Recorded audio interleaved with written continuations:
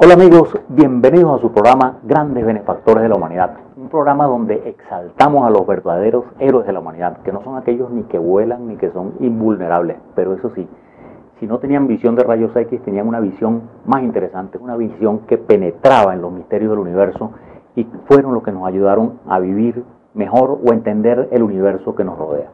En esta serie la hemos denominado IQ, de coeficientes intelectuales, porque estamos relacionando a nuestros personajes con su coeficiente intelectual. Les recuerdo que el coeficiente intelectual es una forma de medir la inteligencia y se diría mejor cociente intelectual, ya que varía según la edad e incluso según las épocas. Nosotros somos más inteligentes que nuestros ancestros hace 500 o 1000 años, porque ahora se desarrolla más la inteligencia que antes. Y les muestro este gráfico de la inteligencia, donde vean que el valor más normalito es 100. Ese es un valor absolutamente arbitrario. Las personas que inventaron esta forma de medir dijeron 100 es lo normal. Más de 100 es un poquitico mejor y menos de 100 es un poquito peor. Y fíjense que el 95% de la humanidad, según estos estudios, pues, está entre 70 y 130. Y les recuerdo, más de 120 es una persona ya inteligente, bien brillante. Y más de 140 es un genio. Y en esta serie estamos hablando de genios que todos superan ampliamente los 140. Ya hablamos de Copérnico, que tenía 165, y ahora estamos hablando de Galileo Galilei, que tiene 185, según un estudio que hizo una dama que se llama Catherine Cox. Es un estudio el cual nos sirve de referencia. No vamos a entrar en detalles, pero nos sirve de referencia porque ella le asignó un número a cada uno de estos genios y nosotros con ese número pues nos vamos a hablar acerca de ello. Y les recuerdo, estamos hablando de Galileo Galilei con 185, o sea, un hombre ampliamente brillante. Este es el segundo programa que hacemos de Galileo Galilei y vamos a hacer un repaso de lo que hablamos en nuestro primer programa. Galileo Galilei nació el año de 1564 en Pisa, esa ciudad de la hermosísima torre a la que todos queremos ir, pero eso sí, yo fui ya una vez. Esa bellísima ciudad de Pisa, ahí nació él, el año de 1564, es decir, 3 años antes de la fundación de Caracas, ubíquense por allá.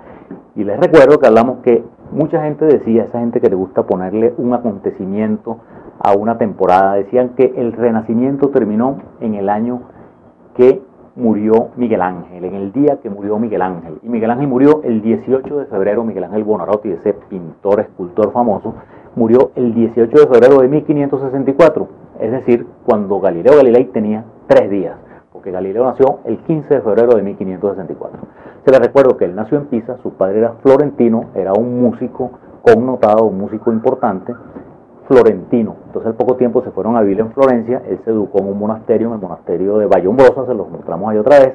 Ahí él quería hacerse cura y su padre no quería para nada que aquel muchacho se metiera cura, y en la primera que pudo lo sacó del monasterio y se lo llevó. Pero al poco tiempo nació el 7º hijo, porque Galileo era el mayor de 7 hermanos. Y cuando nació el 7º hijo, el papá dijo, así como esa frase criolla, no hay cama para tanta gente, y lo agarró y lo mandó para Pisa. Entonces él en Pisa se educó, entró en la universidad. Su padre quería que él fuera médico, él comenzó estudiando medicina, pero el muchacho se nos jubilaba de clase, porque le gustaban las matemáticas. Él se iba de clase y entendía clases de matemáticas con un profesor famoso que se llamaba Ostilio Ricci. Y ahí se empieza a involucrar con Arquímedes, Euclides y todas esas matemáticas griegas, y abandona la medicina. Esta vez gana él. El papá quería que estudiara medicina y él quería ser matemático, y así como la vez pasada él quería ser sacerdote y el papá quería que fuera médico, bueno, esta vez gana él y entonces él decide ser matemático, comienza a dar clases particulares hasta que al fin consigue una plaza de profesor en esa universidad de Pisa. Entonces se va a Pisa, él ahí se le atribuyen unos experimentos famosos que se los recuerdo simplemente porque están en toda la literatura de Galileo. No está demostrado que él los haya hecho, pero están en toda la literatura, que son el de cuando lanzaba 2 bolas de cañón, una más grande y una más pequeña, para demostrar que caían al mismo tiempo, y las lanzaba desde esa magnífica torre de Pisa. Entonces las medían y la volvían a lanzar, porque él es el padre de la experimentación. Él un experimento lo repetía y los resultados tenían que ser siempre los mismos o estar relacionados entre sí. Entonces él hace ese experimento para desmontar las teorías de Aristóteles, de que Aristóteles decía que los cuerpos más pesados caían más rápido, y Galileo prueba todo lo contrario. Y además el otro experimento que se le atribuye es el del péndulo, el de la lámpara. Cuando él es sentado oyendo misa en esa magnífica catedral de Pisa, él ve la lámpara que se balancea así, pum, pum, más o menos con su latido de corazón. y él descubre, se da cuenta que cada oscilación dura lo mismo, independientemente de que sea más grande. Entonces descubre lo que se llamó el isocronismo del péndulo. Pero bueno, él desde ahí ganaba una miseria, y ocurre una cosa que es básica en su vida, que el año de 1591 muere su padre, y él queda encargado de la familia, y él es un familión, ya les dije que tenía 7 hermanos y él era el mayor, y él tiene que ocuparse de las deudas familiares, y no le alcanza el dinero. Entonces él, en la búsqueda de una mejor posición y en la búsqueda de dinero, consigue el puesto de catedrático en la Universidad de Padua. Padua pertenecía, vamos a mostrarle un mapa de Italia en esa época. Italia estaba completamente dividida, y quizás una de las repúblicas más importantes era la Serenísima República de Venecia, una república súper próspera de comerciantes y navegantes que dominaba, por decirlo así, a esa ciudad de Padua, que queda a 36 kilómetros, y eso es muy importantísimo, guárdense esa cifra en la cabeza. Padua queda a 36 kilómetros de Venecia. Entonces él se va a Padua a dar clases, ahí más que le duplican el sueldo, él de 70 coronas que ganaba pasa a ganar como 180, o sea, más del doble. Entonces, bueno, vive mejor, pero así todo, imagínense ustedes, él tiene que pedir 2 años de anticipo de sueldo para pagar las dotes de las hermanas que se habían casado y no sé cuánto.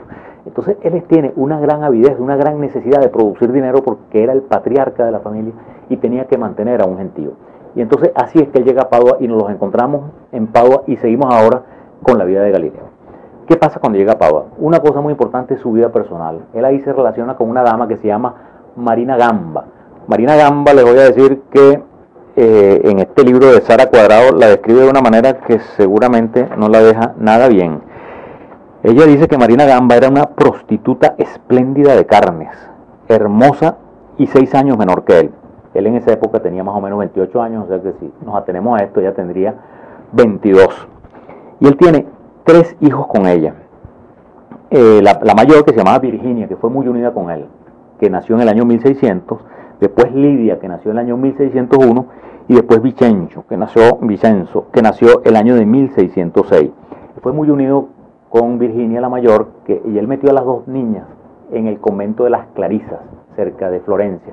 Y hay una grandísima correspondencia entre él y Virginia, que se cambió el nombre, imagínense qué bonito, a Sor María Celeste, o como dirían los italianos, María Celeste, porque ya su padre era un astrónomo famoso, cuando ella se cambia el nombre y se pone ese nombre Celeste, que tiene que ver con los astros. Pero vamos a una primera pausa y vamos a ver cómo siguen esas luchas de Galileo, que tenía aquellas grandes necesidades económicas, y las necesidades económicas, amigos, se satisfacen más que con dinero, con imaginación. Y con esa gran imaginación y sabiduría que él tenía, él logra hacer una serie de inventos y logra adquirir una buena posición económica, y no solamente eso, sino convertirse quizás en el científico más famoso de Europa de su época. Podemos decir que de estos 5 gigantes de los que vamos a hablar, Galileo Galilei y Albert Einstein fueron los 2 científicos que en vida disfrutaron de una popularidad y de un prestigio mayor. Pero, les repito, vamos a una pausa y ya seguimos con nuestro personaje de 185 de cuociente intelectual, Galileo Galilei.